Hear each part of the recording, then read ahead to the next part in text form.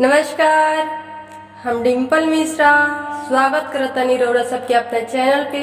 आज हम आप सब खातिर लेके आए एगो अच्छा सा प्यारा सा शिव जी के गीत। आप सभी गीत सुनिए। अगर गीत पसंद आई तो लाइक सब्सक्राइब शेयर करें और कमेंट करके बताएं कि ये गीत आप सबके कैसा लागल।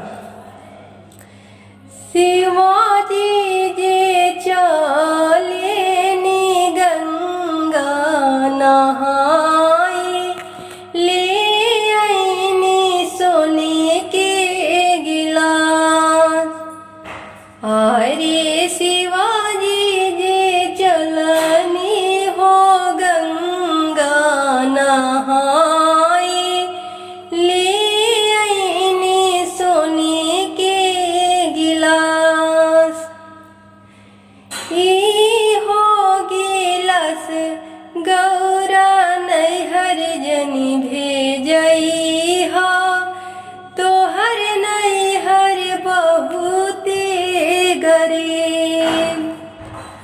हारी हो गिलास गौरा नैहर जनी भेजई हो, तोहर गौरा नैहर गरीब। इताना वचना गौरा सुनहि न पावेली, हानि दिली बाजरा क्यों। आरी ताना वचना गौरा सुनहि न पवली, हानि दिहली बाजरा क्यों।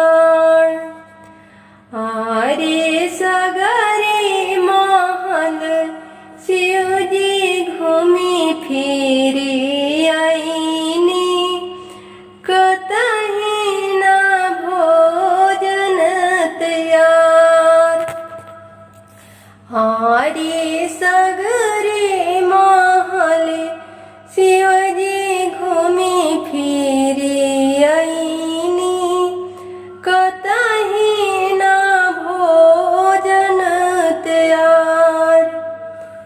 आरे खोला खोला गौरा हो वज्र की मड़िया, तोहर नैहर हउए अमीर। आरे खोला खोला गौरा हो वज्र की मड़िया, तोहर नैहर हउए अमीर। आरे ताना वचना गौरा सुनहि न पवली, खोली देहली बाजरा किवाड़। आरे ताना वचना गौरा सुनहि न पवली, खोली देहली बाजरा किवाड़। आरे शिवा